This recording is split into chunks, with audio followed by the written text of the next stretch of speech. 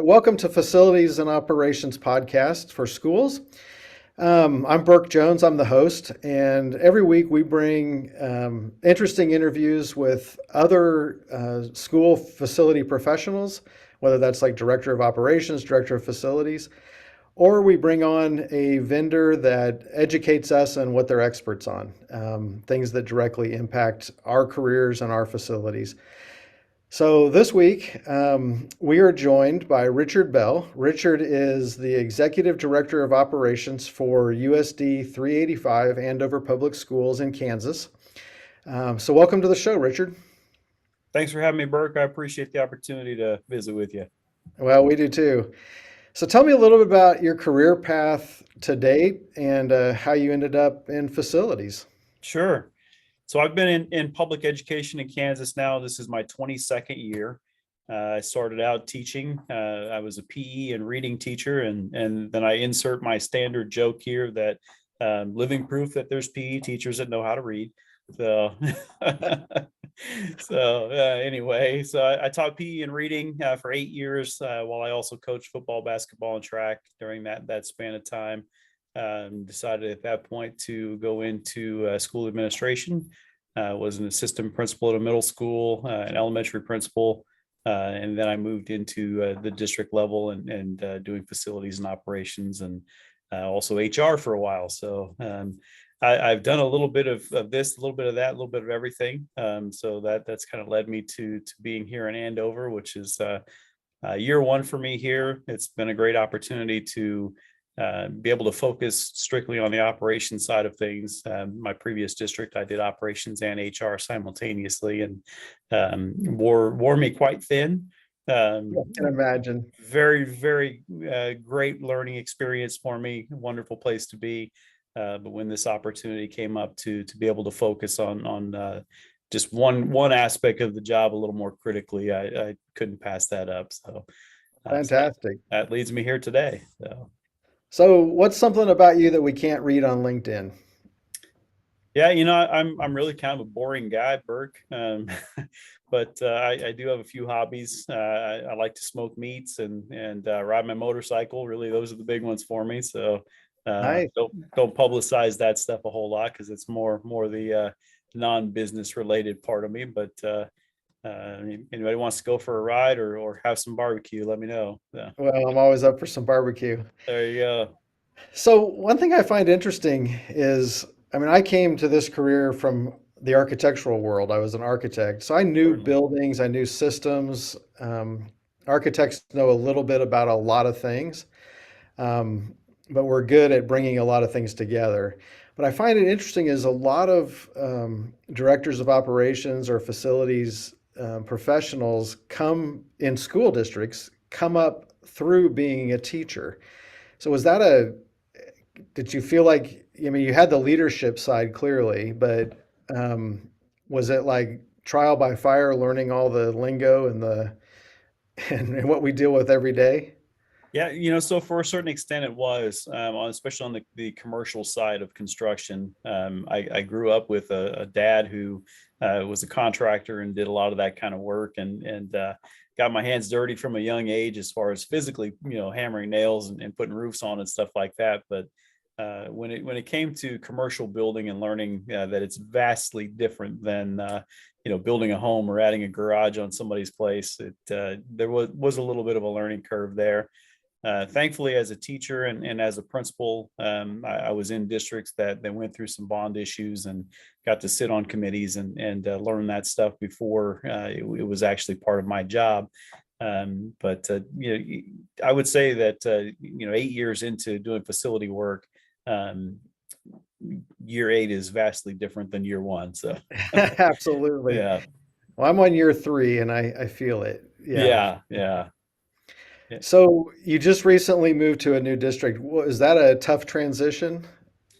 Well, it could have been a smoother transition, and we'll talk, I think, more about this part later. But I was scheduled to start in Andover on July 1st, and actually ended up not officially starting, but having my boots on the ground the day after the tornado hit back in April. So The transition was more abrupt than I expected, but it really has gone well. There's definitely a learning curve anytime you go to a new organization and learn different processes and procedures and things, and especially from a facility and operation standpoint, just looking for, at least the way I drive, I'm always looking for efficiencies and always trying to figure out how we can do things better and be good stewards of our taxpayer money and do things cheaper and still maintain the quality. So there are things that I was doing in my previous district differently that we're working towards some transitions here, and there's things that they were doing here that I've learned are better ways to do things than what I was doing previously. So it's been a nice mesh of bringing fresh eyes and new ideas, and also being willing to have fresh eyes and learn new ideas. So it's been a great transition for me. Fantastic. So, yeah, I want to get to the tornado, but I want to talk about something else real quick. Sure. Tell me a little bit about your work order process. And I'm assuming you guys have a digital system. Um, do you work with outside contractors that receive work orders, or is most of the work all done in-house? Just kind of give me a broad picture of how you guys work with that. Yeah, absolutely. And so that's one of the big changes for me in my transition from my last district to here is I had a larger staff in my previous district, and we did more work in-house. I had some more of the specialist kind of positions that we don't have here yet. So we do spend more time with outside vendors than I'm used to, but that's okay. But yeah, absolutely. We have a digital work order systems. We use a Dude Solutions product, which we're ready for an update on that. We're still using an older version, and I'm ready to Yeah, push that technology forward a little bit. But yeah, so anybody in district can enter a work order, and then of course it has a workflow that it goes through for us to get things assigned and approved and out to the guys with their feet on the ground doing the work. But when it comes to outside vendors, they don't receive the work order from Dude Solutions. Of course, we get that.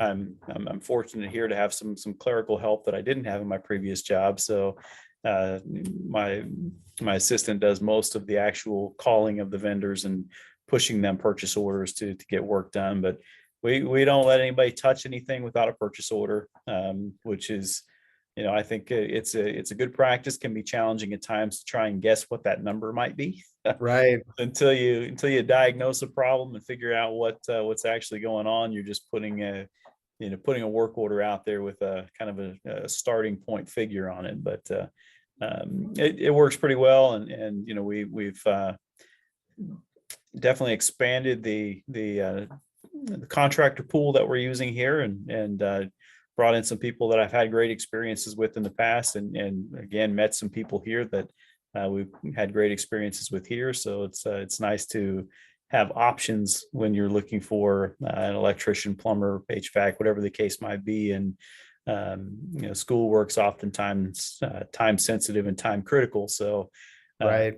sometimes it's who can get here first, and having a relationship with 4, 5, 6 companies rather than one definitely helps to Yeah. expedite things for us. It just makes the day a lot more fun when you have relationships with people too. For sure. Yeah. Yeah.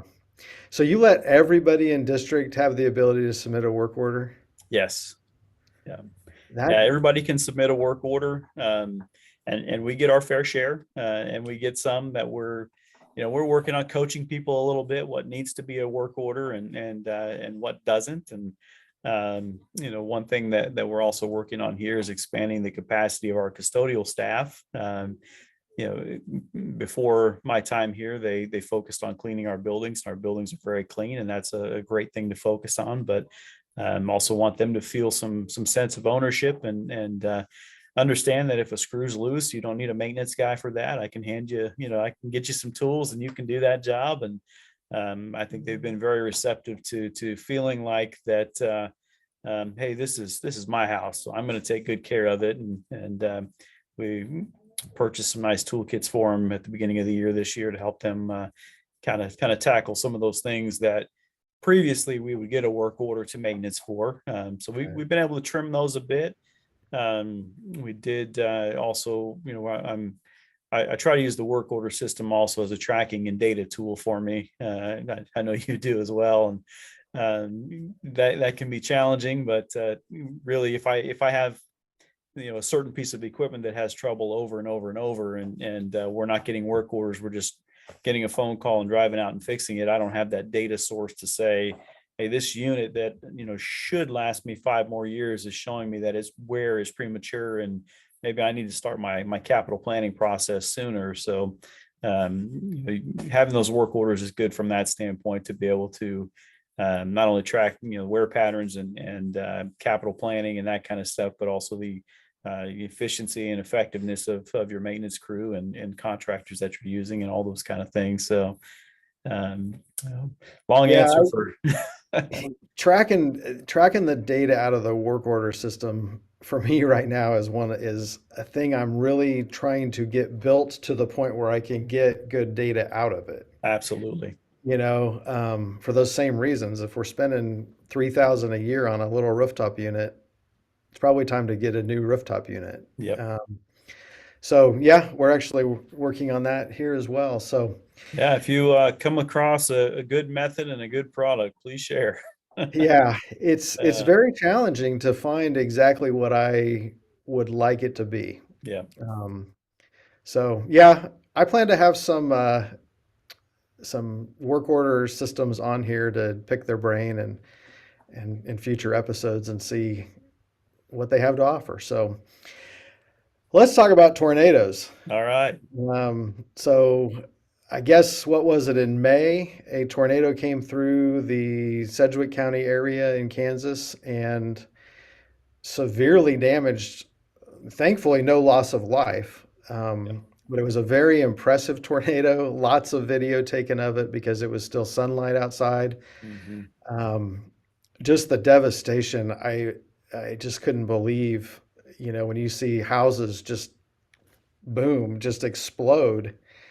Um, it was very impressive, and thankful there was no loss of life. But one of your schools, right before you officially came on board, took a pretty good hit from that tornado. So tell me a little bit about what happened with all of that. Like, where Yeah. did you So start? You weren't officially on board yet, and I wasn't officially on board, but knowing that I was coming, so I had already had the plans in place to be here and signed a contract and all that fun stuff. But so I was actually out at dinner that night with some of my maintenance crew guys from my previous district, and we were watching the sky and kind of seeing how things were rolling in. And the storm down here was it was very abrupt. It wasn't one that gave a whole lot of forewarning. It kind of dropped and really devastated the YMCA, which is just across the street from our school that was damaged at Prairie Creek. We were fortunate to take. It was a direct hit, but kind of a glancing blow on that building. If the right. tornado path had been 100 yards in another direction, it could have been significantly worse. The bulk of the storm, just dumb luck, just went right over top of the storm shelter. And the storm shelter absolutely did its job. The shelter itself, only the roofing material was really all the damage, and then some water that came down inside. But the structure itself did its job perfectly. So we were blessed in that regard. We did have 3 people actually in the building during the storm, and they were glad they were in that spot for sure. So Yeah, I bet. yeah, so the next morning, as soon as the sun was up, I was over here in Andover and starting to work on planning and cleaning out debris and all those kind of things.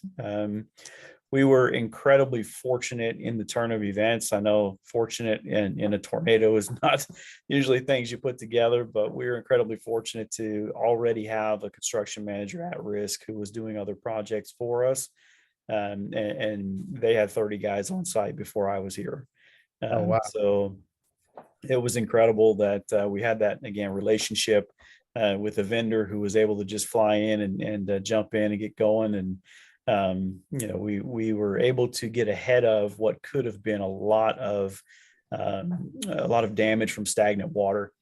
So we were able to get all the water out of the building very quickly and not have any, mold, mildew, corrosion types issues from standing water, which I think is just incredible that we were able to get a restoration crew over here and get things cleaned and cleared. Um, So remind me on the time frame. Was school out for the summer? Not yet. So this tornado hit at the very end of April. We had I think there were 12 school days maybe remaining, something like that. The students in that building actually for that next week didn't come to school at all. And then the last so there would have been 15 days remaining. So the last 10 days then we had them divided up in other buildings in districts. So we were able to sit down and our instructional teams and principals just did a great job pivoting and finding places to be and activities to do. And really their focus on those last 10 days was just, hey kids, come home and we're here for you. Right. Not a whole lot of nuts and bolts learning, but a lot of life learning I think happened in those days. So it was Yeah.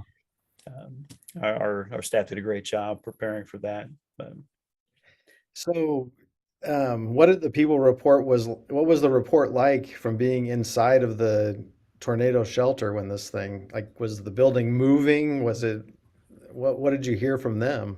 yeah, so the building was definitely creaking and moving, and they could feel that to a certain extent. I mean, the tornado probably crossed over that shelter in a span of 30 seconds. So, and to those of us watching it on video, it's a snap. To those people that were in the building, I think that felt like 3 days. But the thing about those big precast structures, you have these giant precast walls and a poured in place lid. Well, concrete doesn't form a watertight connection. So there was also water just streaming down the walls from the rain that was coming in.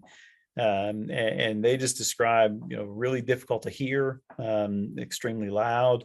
But it wasn't really till they came outside that they realized how fortunate they were and saw all of the stick built homes and things around us that were just completely devastated, and just that understanding of, man, I'm lucky to have been in this concrete bunker. So Yeah, for sure. uh, I saw some video of like your cafeteria, and when the windows went out, all the tables and trash cans and everything just got just sucked started towards the dancing. outside. I mean, Yeah. for the listeners, you need to go to YouTube and find some video of the tornado in Andover, because it's some of the best video I've ever seen of what the devastation looks like from a live tornado. Yeah, we did lose a lot of storefront glass and some of the metal as well, and especially that cafeteria area where it just got sucked in and out. And there actually were doors that were closed from the cafeteria leading out to the corridor. That literally, I mean, the latch held, so the door ripped in half. Just tore the wood in half. So unbelievable the strength of the wind, and especially when you throw a twist in there, and it does some really crazy things. Yeah, yeah. So you just had to hit the ground running. So then got the water cleaned up. What, the roofing went on real quick to get it watertight again, and Yeah, so got roofing on. Again, just blessed to have an existing relationship with a roofer who was here and ready to go. And I'm not sure how we were fortunate enough to have materials, especially in the procurement situation that we've been in the last couple of years with all the COVID delays and things. But they were able to get things here quickly and get us watertight, at least in the meantime, while they put everything back together. And um, end of the day, we're looking a little over $5 million in damage, which if you would have asked me that next morning, I would have thought significantly higher number than that. So right. definitely the speed of getting to things quickly kept that number more under control than it could have been for sure. But yeah, we lost all the roofing. Anything mechanical that was on the roof, which thankfully it's a central plant and not a whole lot of rooftop units, but there were some exhaust fans and things of that sort. There was a couple sections that were a standing seam metal barreled roof, and those had to be replaced as well. We went back with a little different product I'd never used before, but we did a TPO on those standing seams, which uh, I know, and now you know, but most people would never guess we used a different product up there. It looks remarkably similar, and should we ever be in a situation to need to change it again, it'll be a lot easier to deal with. So, 'Cause they can put ribs on that TPO, yep. right? Make it look like a standing seam. Yeah, it looks exactly like a standing seam roof. They just put some ribs on and lay the material over top, and it looks great. So, How did all that work with insurance and, you're spending money right away? It, do they have boots on the ground? Is that a challenge? How yeah, did so all that work?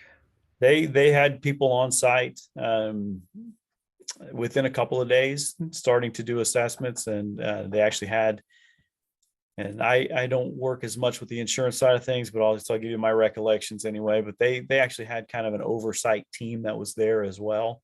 I think mostly their job was to keep track of how many people were on site and kind of just monitor activities. That way they can have some way to kind of document what an anticipated expense might be. And it's gone pretty well. I will say that from an insurance standpoint, probably the biggest frustration, if you want to call it that, has been the length of time it takes to get paid. And for us, we're not able to just write a $5 million check. So as bills come to us, we're having to tell our construction crews and people that are expecting payment from us, hey, we don't have it yet.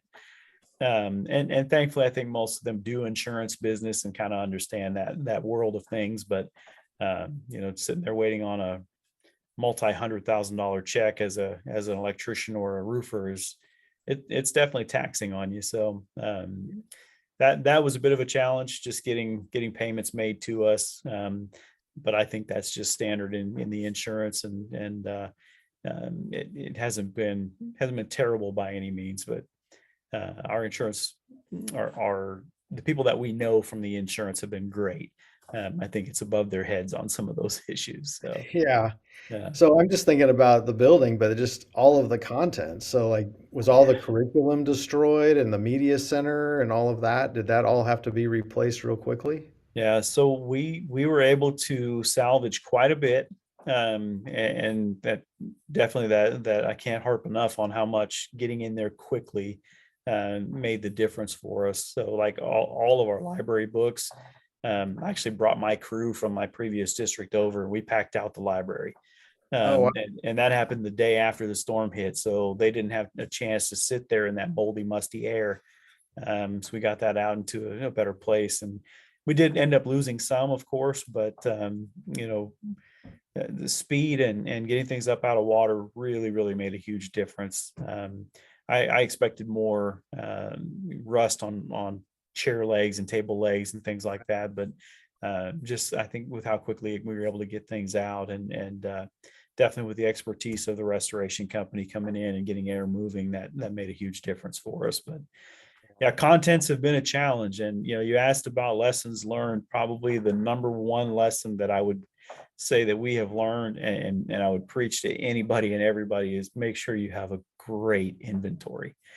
And not just the things that the school district owns, but the things like each teacher owns in their own room.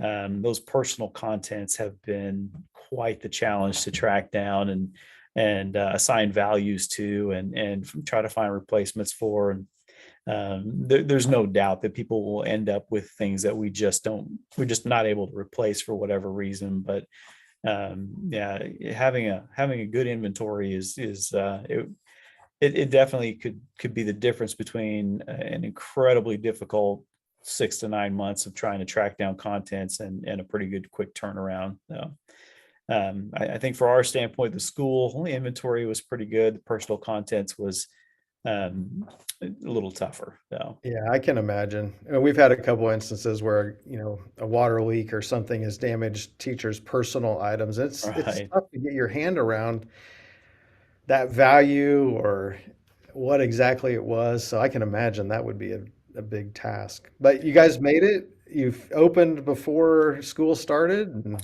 We did. We were able to open the doors for kids on the scheduled start date, which was, just a absolute miracle, I feel like, and getting everybody moving on things as quickly as possible. Of course, there was work still happening around them. There's still work happening, Right. but for the most part, the building was absolutely functional and serviceable, which heating and air blowing and places to put students. That was the priority to start with. And some of the things that we were still working on, there was some long lead times on some millwork, some long lead times on some glass, some long lead times on some storefront metal. But you can have your day-to-day business without those things. Yeah, for So we were sure. very, very fortunate in that regard. So have you had much time to do anything else other than deal with that building? A little bit. Let me move around a little bit. My light shut off on me. I've got a Oh, motion sensor here. So there we go. so you guys have a quality energy management system also. We're working in that direction anyway. So it tells me I've been sitting still too long. That's the good thing about it. That's right. It's Yeah. like when my watch goes off and says move, your lights Right. go off and you have to move. So, Yeah. But yeah, so no, I've had a have you chance had to. time to do anything else to this point? I have. It's been good. So I've taken on tasks of trying to energy management being one of the big ones. Just going to all of our automation systems and trying to work through the programming on those things. I don't know how to do that myself. So I Right. don't want people to think that I'm saying I'm doing that work, but I have a great guy who actually came with me from my previous district who is really good at building automation and HVAC stuff and working on programming and set points and setbacks and all those fun things to help save some energy and doing things like planning our snow removal process for this winter. And hopefully I don't need it anytime soon, but want to be ready when it comes. Yep. Just some general cleanup kind of things that Andover's just on the tail end of a major bond project, and actually 5 years of work that probably consumed my predecessor. So some things that were needing to be attended to that just time didn't permit. So working through some of those things and had like real little silly things, but had a great Friday morning last week with my grounds crew. Just took them out and got the chainsaws out and showed them what my expectations are for tree trimming, because everybody's Hi. a little bit different. So stuff Yep. like that's fun to do. I like to get out of my chair every once in a while and flash back to the days when I was younger and able to do that manual labor stuff. Absolutely. I think it is, when you mentioned expectations, it is an interesting thing from, director to director. For sure. Um, and then just, I guess explaining and training our crews on what's my level of expectation, and what's your level of expectation. I think we're similar. I mean, I'm a huge appearance quality guy. I think what it says when you get out of your car in the parking lot can set the tone for what people think of how clean you keep the building or the quality you keep your building at. So all the way down to tree trimming. Yes, absolutely. Tree trimming, trash collection, all those things. It makes a huge difference. And, I took a leadership class years and years and years ago. And the facility section of school leadership classes is very, very small. But we were talking about the superintendent that taught that class said, hey, my first day on the job, I'm driving around town and I see one of my guys run over a styrofoam cup with a lawnmower. So I pulled over, stopped my truck, walked over, introduced myself, said, hey, I'm glad to be here. Happy to work with you. Don't let me see that ever again.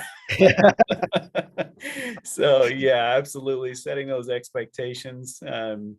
For me, I want my people to know what I expect and also to be to be to feel that they have my confidence that they can do the things that I expect. Absolutely. So I want them to understand that, hey, we all make mistakes. We're going to mess things up.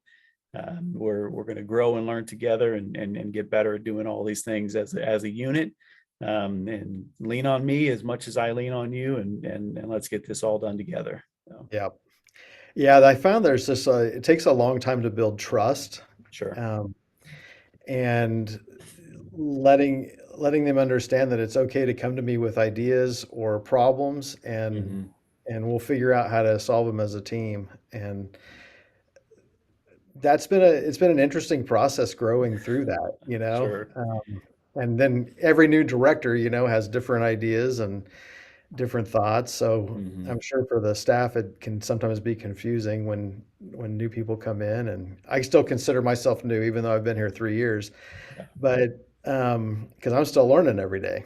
Yeah. Um, Yeah, so I definitely when a new person comes in, people tend to kind of have that brief period of time where they're unsure. Where do I stand? What's my footing? And I want people to understand that if you see something that you think needs to be done, you don't need my permission, you don't need my direction. You don't need to come ask me. You just please knock it out, get it done. If it wasn't what I wanted, we'll talk about it later. It's okay. right, But don't let things fester just because you feel insecure about it. So, absolutely. It's just that whole empowerment piece. absolutely.